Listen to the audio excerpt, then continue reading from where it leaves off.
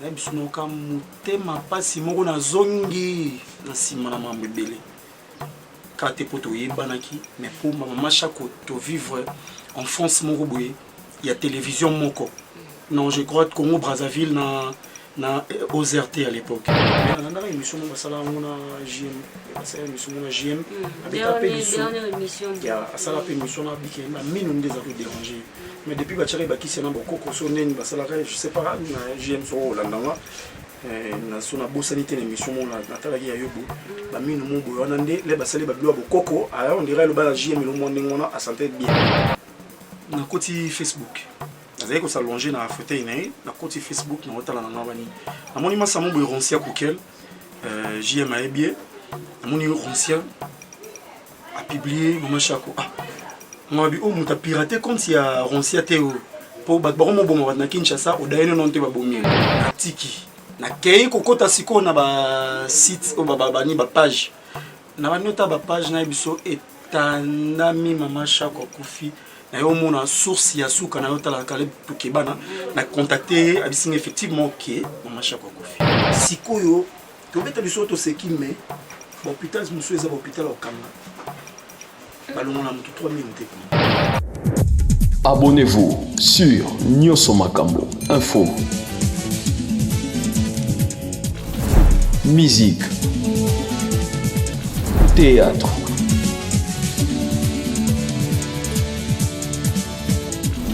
politique, émission. Nzungu Makusa. Abonnez-vous sur Nyoso Makambo Info. Et voilà, bonjour et bienvenue dans votre chaîne Nyoso Makambo. Informer c'est notre devoir. Car on est dans le message là où c'est bien que la carte Nyoso Makambo. Ce qui est bon, ni koti ba comédien ba salini ah ba musicien topé politique ya mboka eza kotambola ndenge na kati kaka ya Nyoso Makambo ndi obozwa pour ko sepela. Donc tant déjà la femme ambitieuse ya la liboso na bino vous avez parce que makambo malamu nde ezalaka. Donc sans plus tarder na koki vraiment ko kende mbangu te to na quoi de gauche à droite avant d'abord na banda émission na ngai hein boye banani na yambi lelo la femme ambitieuse obomi biso nini. Je commencerai d'abord ya ko pesa na mbote na mon DG bikolo na bakisi le DG suprême on a surpris hein DG suprême JM mon nom na pesa mbote yo mutu pesa nga chaque fois confiance et lorsque je suis là devant na yebi ke makambo bien ezalaka et puis je sais que confiance au pesa nga na oki ko négliger ngo ata mokete na ba maman o balinganga mingi couple moko kitoko couple moko donc soit benga bandaka na chérie hein maman Rita Kisoka na papa Antoine Kisoka na pesi bino pe mbote là où vous êtes sans plus tarder avec mon caméraman Arobenda invité pour moi aujourd'hui. Je l'appelle mon invité spécial parce que Azap est spécial quoi, parce que c'est ma toute première fois de causer avec lui, de parler avec lui. Binomoro balandi Nyoso Makambo boye baye il qui toto le melanini to ba robeta lisolo nini wana mon caméraman Abenda Muke notre invité et il va se présenter. Binomoro balandi Nyoso Makambo boye baye. Bonjour. La femme ambitieuse. Merci. Bonjour à tout le monde, bonjour à la téléspectateur, surtout. Nyoso Makambo, c'est bien d'aller bien votre chroniqueur, journaliste, comme vous voulez. Bob Molema le suprême, donc comme invité, je suis là chez mon très cher frère JM, donc voilà, donc je suis là. La bosse ni donne la bien à Paris, donc il la suprême. Ouais, David et tout, vous avez dit, il m'a rien dit donc, Nabimi c'est un ramba la mort, non, yo ngwe dans son yo suprême, yo suprême. Bon, on a bien les suprêmes na bandé parce que je lui connais c'est parce qu'il a bien potentialité, c'est ça donc bablo rebelle donc il faut raser combo. Merci, on a aussi la mine combo ya chroniqueur parce que déjà vous avez déjà ba confrère, on a ba consoeur, moi aussi je suis chroniqueuse donc rien à cacher. Bob Molema. Je suis vraiment heureuse Yakoyambayo lisusu si je peux dire hein plateau nangai. Je suis vraiment heureuse Yakoyambayo. Ça m'a fait plaisir une fois pour répondre à l'invitation et ça la rappelle bien parce que toi yebi ils ont invité tous pe na ozala obenga boye vie osala boye petit peu à reprendre noté mais yo otali ba engagement noté ba préoccupation noté tu as accepté de venir pour qu'on passe une émission où j'ai dit déjà que c'est une très belle émission où bah te belé ba rolano et puis ba là. Merci Bob Molema on s'est présenté na koloba na moi mukeme c'est présenté moi en langue et en large parce que balandiano so makambaye ba penza Bob Molema bazaka chroniqueur. Est-ce que vous avez un chroniqueur ou un silikaka ana ba tio mususu te to na mo ba bilo mususu te o giraka? Non, ben, je suis simplement chroniqueur dans la chaîne YouTube. Je suis, bon, en bon sens des mots, je suis le patron de ma chaîne. Dans le bâtiment, il y a un grand patron. Le patron de ma chaîne, c'est pas parce que c'est moi-même qui gère ça. Et puis voilà, je fais rien. À part être chroniqueur, je fais rien du tout. Donc, je suis dans mon Pandisango ici. Les gens me soutiennent à ça. Ok, merci mon Pandisango. Mais avant toutefois, on a remercié le patron de cette chaîne, JM. Oh mon nom, mais. Oui, c'est un gars pas comme les autres. Ouais. C'est un gars, c'est pas un mouchard, c'est pas un songi. C'est pas un garçon à l'obaransi, mais mon bateau. Aya tali statino, aya betali solo côté mon robot. Aya tali les kamuna, ou bien tali chaîne.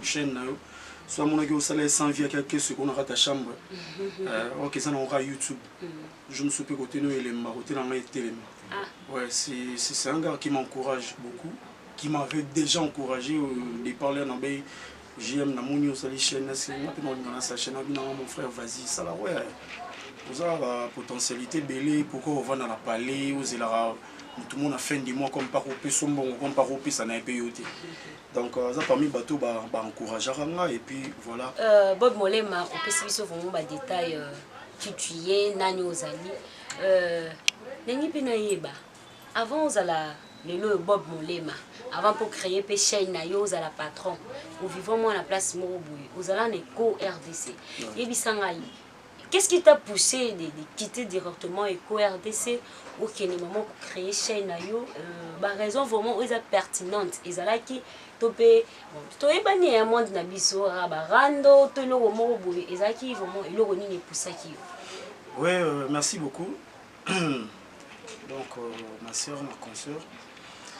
Voilà, comme dans le long ya EcoRDC a parlé la mission.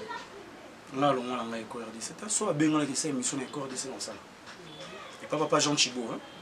Oui. D'ailleurs, pour à vrai dire c'est un papa pour moi, c'est mon papa donc na EcoRDC eza mwana nyonso surtout soit kuli na ndako azongaka a luiti na kati ndako na bango ake oluka pe libanda on va na ndako éternellement te mais si il y a un problème même bon rozu yo pe azongi na ndako pe bona lifufu na parler na biso na rôle kanzela mo boy mais na zongi na bia na ina na zongi parler na okinzala na lekana na parler na leki oui donc c'est à dire que maramo na zoloba tata moi sinanga Agathe Mbwanga Aebi, et donc elle me conseille tout le temps que Ndakuwana et EcoRDC ça rappelé nanga. Ngai moko na mutu nanga na ebi que EcoRDC c'est ma maison, c'est notre maison. Oh boy qui zaranda on est alliés. Mais moi, papa Jean Chibo, c'est mon papa. Et l'osso pour qu'il pensa papa Jean Boyambayo. Koutou. Ou peut-être tozo solara boya pour et cause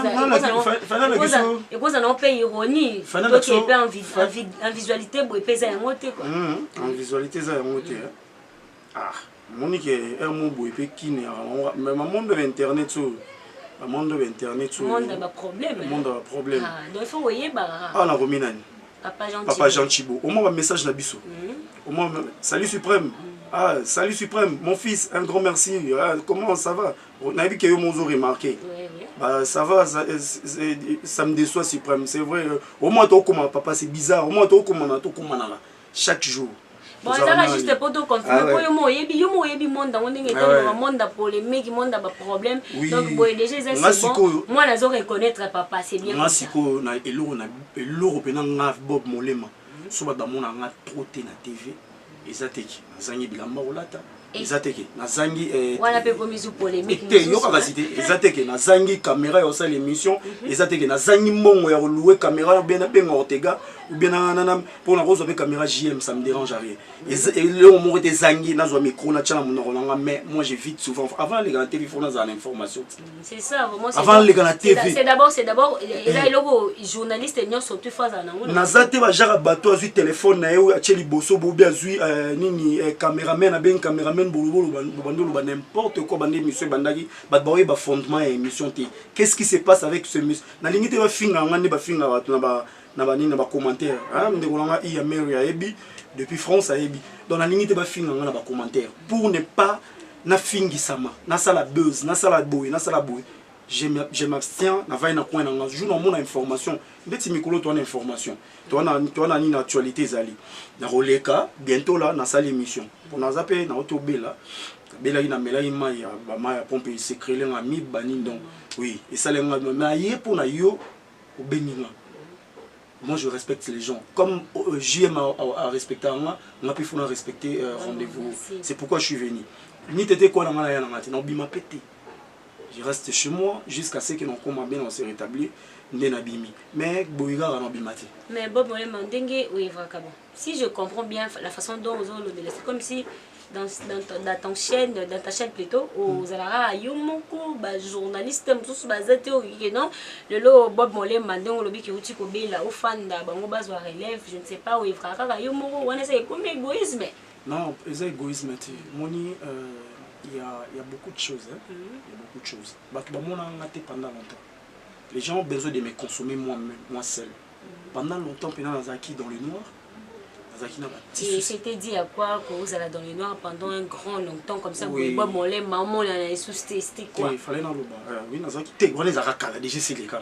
Nazaki dans le noir, au moins, Ozaki dans nos longues na chaîne ya papa abina créé chaîne ça me demandait beaucoup de choses fallait réunir beaucoup de choses fallait réunir beaucoup de makamaniké matériel nini hein faut le carapé tout travailler en Ortega des fois faisons un transport des fois faisons un rapport à na azana batu na sima na tu vois fallait réunir quand même beaucoup de choses comme ça et puis j'avais pas vraiment au moment où internet c'est zandeni so bungi ka moi une semaine babosanyo c'est ça so bunga moi une semaine babosanyo na waza ko bengo mon ndeko na waza ko bengo mon yaya na waza ko bengo mon fils na waza ko OK en toi tu as des polémiques là au développement oyo sutu ka boy otika na maman Joséphine Bridger mandoi otika na iya Mary otika na nani otika na nani osutu ka otika 4 personnes ozoma mama monde zala ndeti na disparaîtra kana na limo pe libela on limo pena libela na sole na zongi na moni ay okenda wapi o ozanga boyo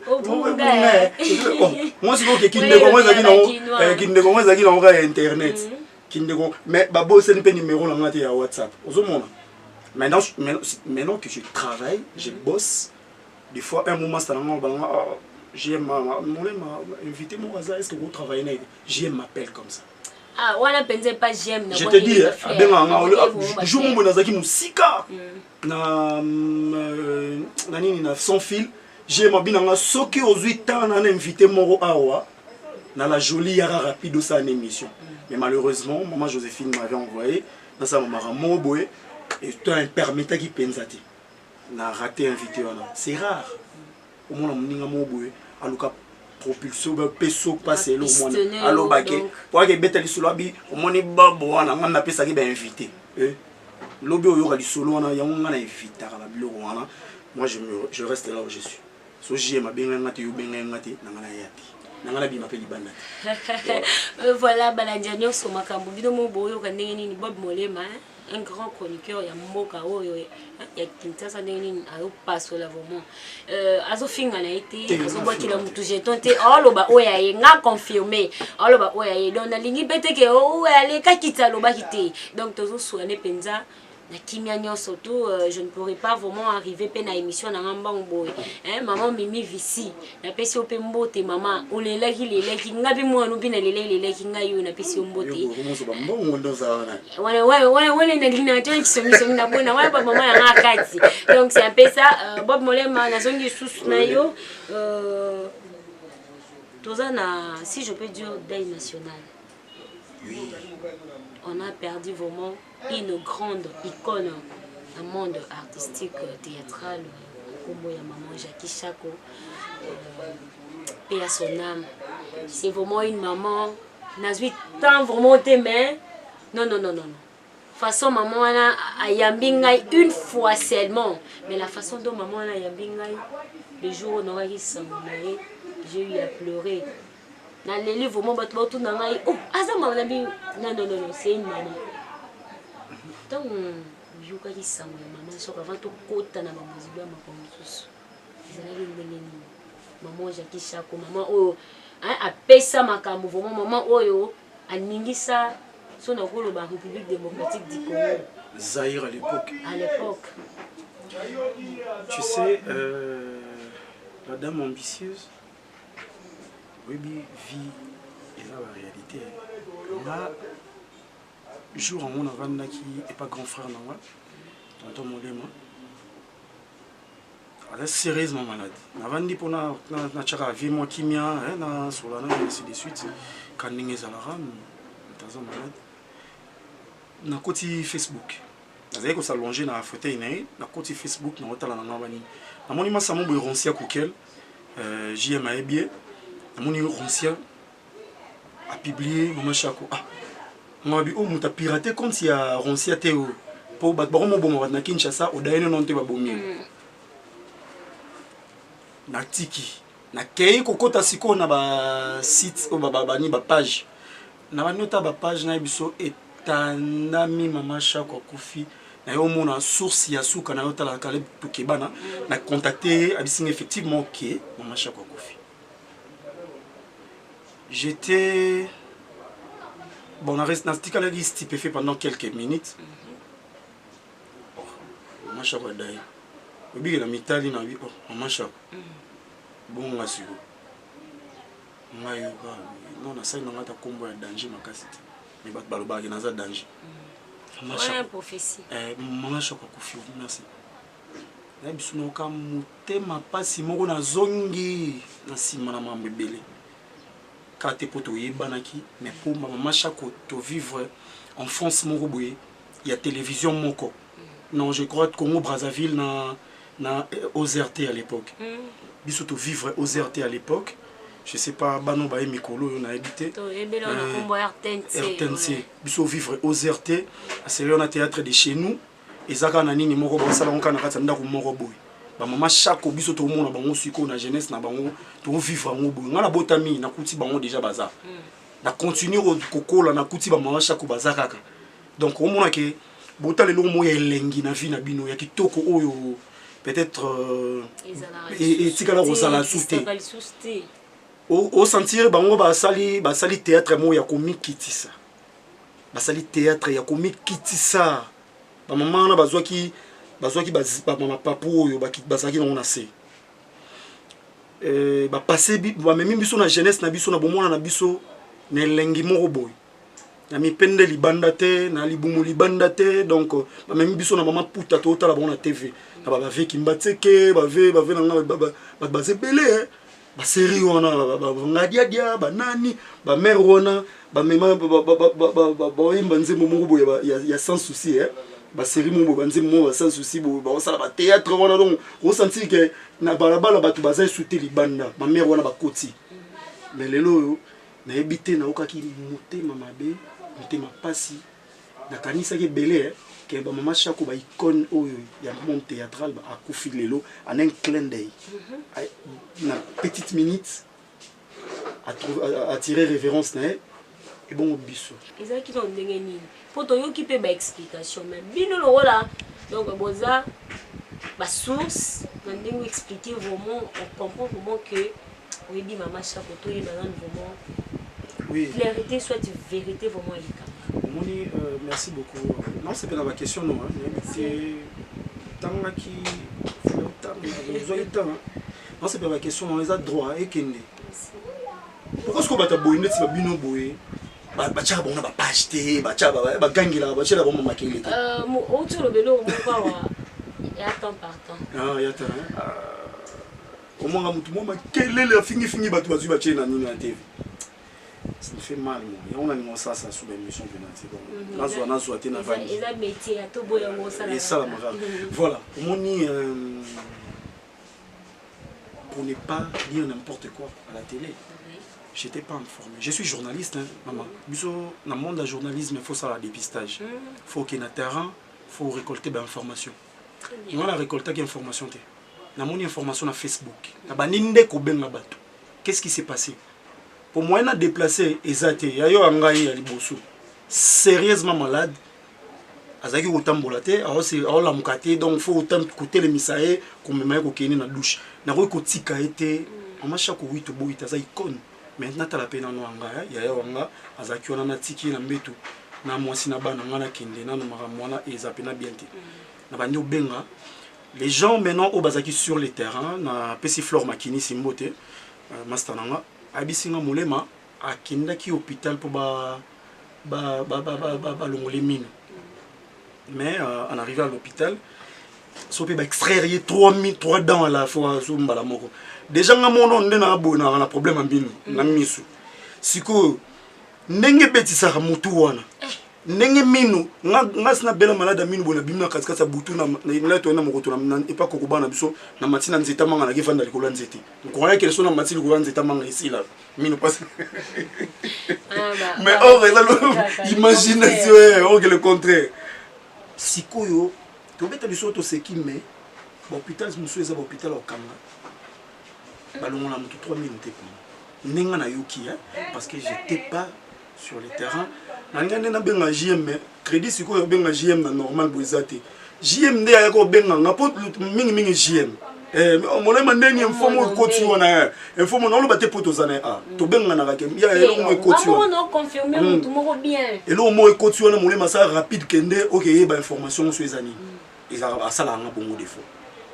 Parce qu'on a dit na tuna na bato na bato tuna na bengi président Caleb na bengi on a benga de ba bisina que akenaki ko sala d'extraire minu mimi ça tu as qui déranger soi-disant et fallait ba extraire mon qu'on a pour ba ça ba ndemso yo longola minu ndeti biso ba sebeko a so ba 4 ou 3 minu ba longola no moko ba tiki yo pe minano il est qui à moins 3 ou 4 une semaine ba yebiso ya kalisuso yesu ba longoli yo moko ba pe misio ba ko longolo nyoso te maman ils a relié na cerveau et na cœur ba minu on les a relié na cerveau donc ça bilongo déjà ekangi boy beta libaku na musapia suka au moni mato tina motema et beta libaku na musapia suka mato tina motema ngana za ya mumbu na musapi mo suka wana et so keche la tami journée moni suyo so tina ngata motema siko minu ma sœur hein ndeko nanga na ebité hôpital musu eza hôpital mo foba kanga ba docteur ndongo ba longole musala eza contre déontologie médicale soki médecin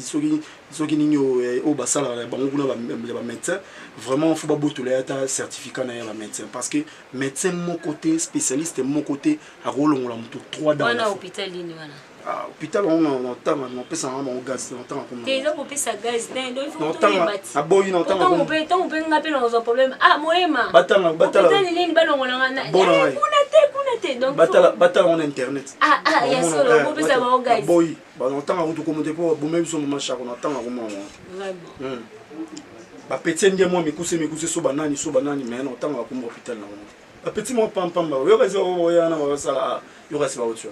Donc, on va salir que maman chaque de l'eau. Ah oui, maman déjà 3 dents. Et mais il faut supporter, hein, maman chaque fois mon colo. Vraiment. Hein? Maman chaque fois bah tu le vois, bah on va âge la maman soit beaucoup de beaucoup pour ils a réparer ça passe. Parce que ballon le 3 dents. C'est déjà maman azar maman colo. Azar biso to. La circulation c'est les oui, c'est les mbib mais dans on ta 3. Merde. Mais après que l'on lève nous balama comme ta fou. Bah oui, il faut tirer révérence parce que aussi pourtant monter.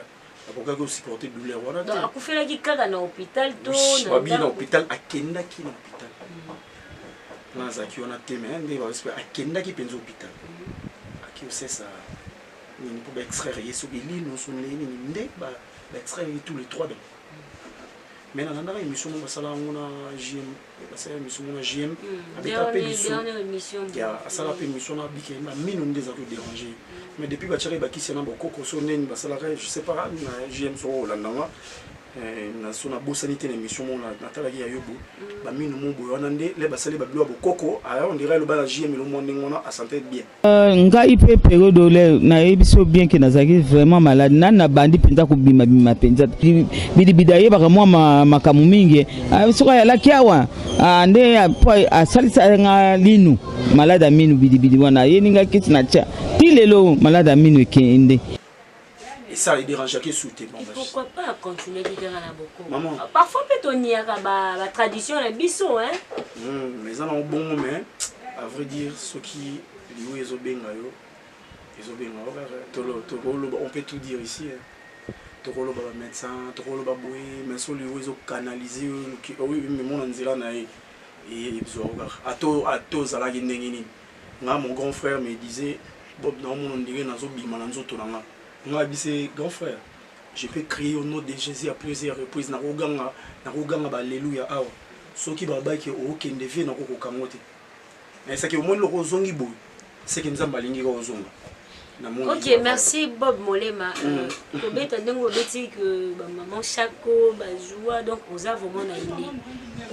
Ko tangi na ba troupe oh maman Chako aivra banda na ba série ba RTNT za ba OZRT ti ba Zaire et comme lelo yo oza vraiment na moi idée ouais ngana ebeka na groupe salongo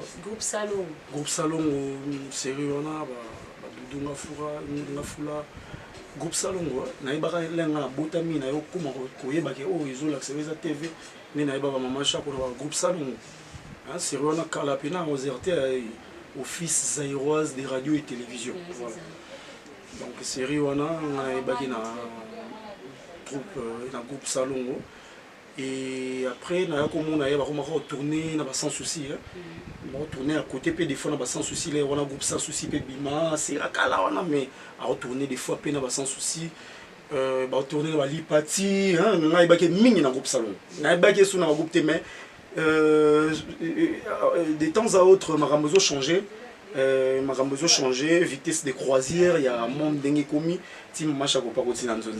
Pourquoi pas icône perro bimalro la maman Chako.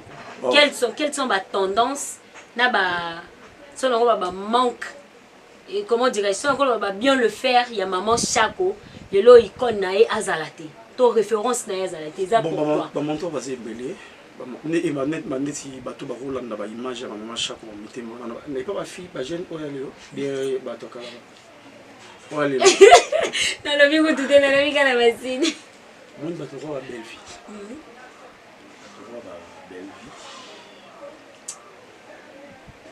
belle fille bateau ba ya pati bateau ba ya pati melanga tati melanga bateau ba natangi na obi bato ba ya pati bato ba belle vie bato ba nani susu na obatsana ati pardon yo créer débat créer débat on a ngai sana ngage ke mo na o calculer bato ba ya pati bato ba belle vie bato ba egala bango mo bato ba sila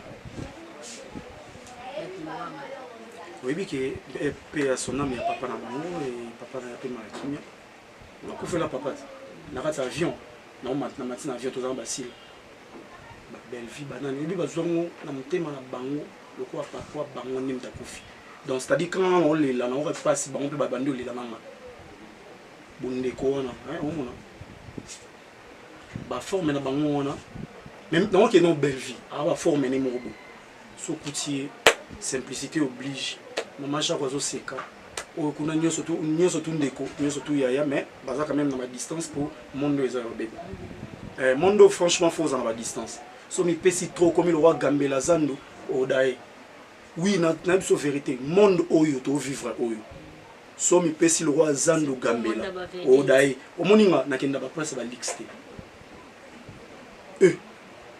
Anisi lungana kosi na simba ka mbongo na zapi na zupi na mbongo pe na bobu na la be na ifa na selemba na ko mo bo na selemba na inspecteur JC Saidi na wanani na to fana mo na selemba o mo da bumbu et pas grand frère na biso to créer bar na ratanda wa grand frère na to che musique mondo so komi Gambela Zando mutu nyoso to kota kabima lobi na tongo au moins quand nous abouto ya pena le binaton to nyo ganga biso nyo sot na pas les tolé.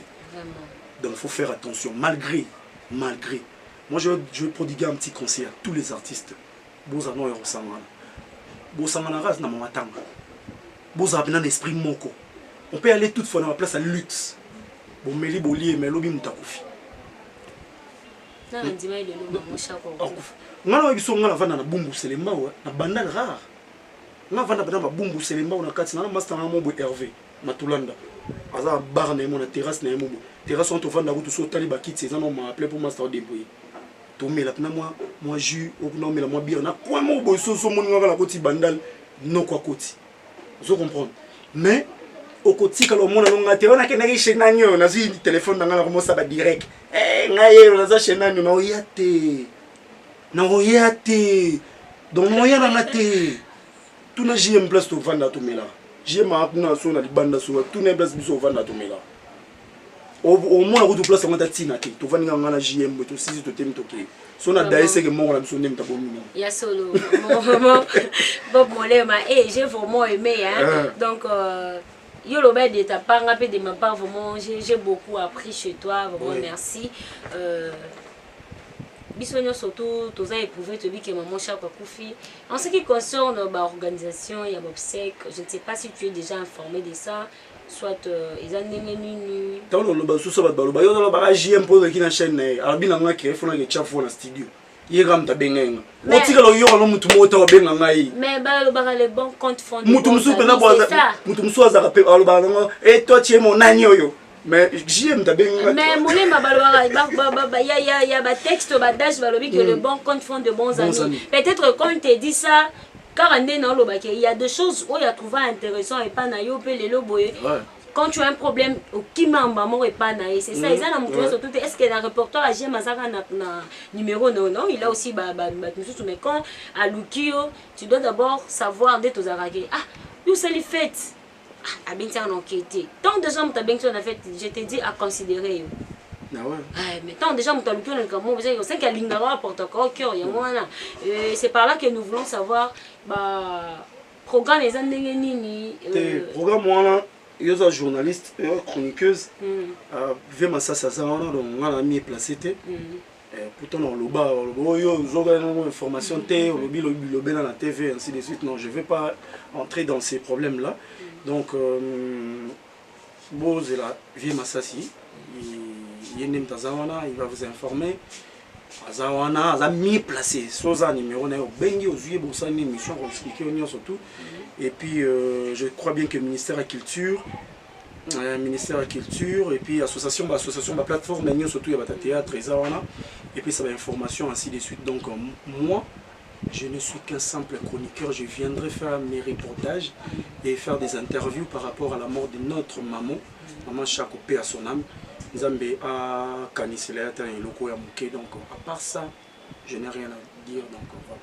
Ok, merci pour l'histoire de Maman Chako. On a déjà l'histoire de Sini. Pour l'instant, peut-être parce que c'est toi, nous allons à la hauteur de cette émission.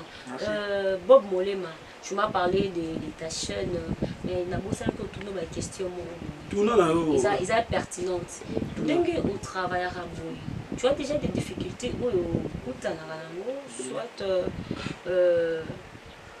on s'en pose au sein de nos empêchements, moto matériel, ils ont vraiment arrivé à pour un plus et on a compris.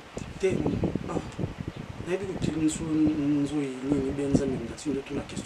vrai. Oui. Dans un bon. Dans un sincère, moi je suis pas orgueilleux. Quand je manque, je manque. Mais malheureusement, quand je manque, il n'y a personne qui m'aide. Ils sont rares au monde à m'aider. Ils sont rares pour me rebêter là, puis calculer dans ça. À part les novembre, on va vendre bouton sur Myriel Maken ou Beninga et Denga. Donc, ils sont rares. Ils sont rares. J'ai dans le banon, on a des difficultés, des fois financièrement. On a besoin de tosté. On a matériel, on a loué. Pour louer matériel, on a la vérité. Moi, je suis un pesaka artiste mbongo pour aller dans l'émission. To pesa ba mbongo. O ma bena biso caché na nga, abi baluba caché na nga.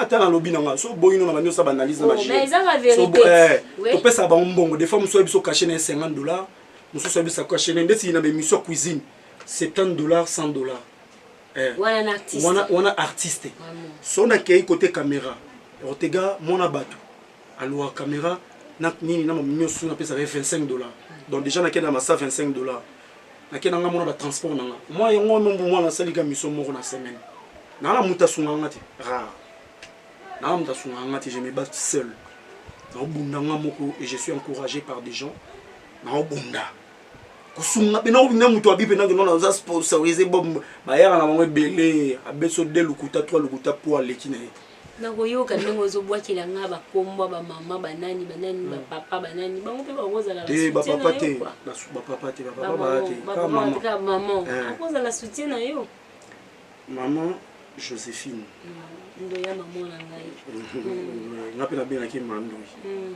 maman Joséphine Bridger à la Suisse c'est une bonne soutenir financièrement et puis moralement voilà mais elle a censé te faire soutenir Maxime Souka elle a censé te focaliser on a na bob molema non comme tu manques de matériel moi je prends ça na somelo ba matériel et aka mon bébé au salade bat muso pe bazana bon to biso pe na monoko ya ngaka ya mabe o ne longi wa manga ya mabe o qui vous a dit quand dana e biso na me tu es beau na mabe na ngaka ona sala ngoyo na sala ba kombo ba te belé mokili mobimba pe ba bango akepa ke sala chaîne akomi na adversaire na ngai na la kokumisa vie na ngana la kokumisa maman na ngana la kokumisa bona boy loba balukeli yopo yo na bo komba adversaire akesa chaîne mais kombo na ngam na zoka micro na ngabo na mani oganga wa sœur na ngabo mère na ngabo papa na ngabo mais loba comme adversaire na ngana tu vois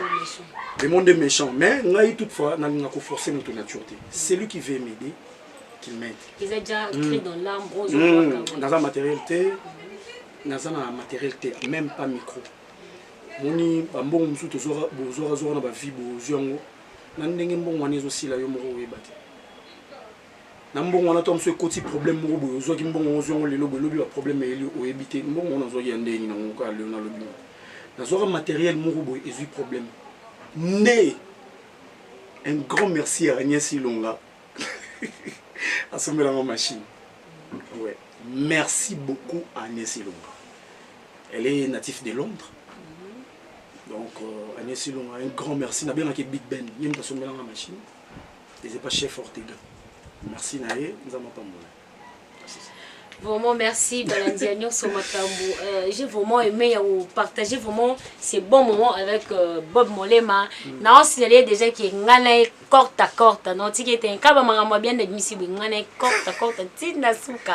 Donc vous avez suivi comment Bob Molema américain peut corrélater histoire naïe, sa carrière et on a quitté là-bas toqué na histoire ya maman Chako Dengelelo à Tiki Biso Boyoki comment elle a parlé. Bob Molema tokomi na souka ya émission biso bato balingaka yo bato yo betela ratolo compter ba nombre là bon ça la rambutu pasi na yo bela papa yo compter ka ba nombre là bon yo moko sikoyo yo rara yo moko sikoyo bimisa bango na bato balingaka yo je dis un grand merci à tous mes amis et surtout un grand merci à toi merci moi aussi merci à JM donc je dis merci à papa Jean Chibou Chibo je dis merci à tous mes amis JC Saïdi Ali Abeka Prince le maître et puis merci à Hervé Matoulanda, merci à toute ma famille Molema. Si je regarde de l'autre côté, je dis merci sincèrement à maman Joséphine Bridger, maman chérie, et merci à Myriel Makemo, la belle hollandaise Mimak.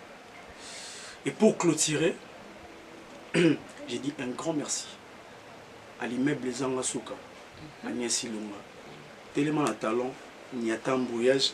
La voiture à marche toleka. Hey, maman, eza souka. Ok, vous avez suivi comment Bob Molema tobetine lisolo jusqu'à la fin. Abonnez-vous sur Nyoso Makambo Info. Musique, théâtre,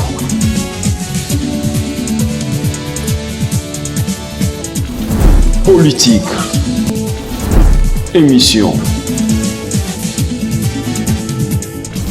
Nzungu Makusa. Abonnez-vous sur Nyoso Makambo Info.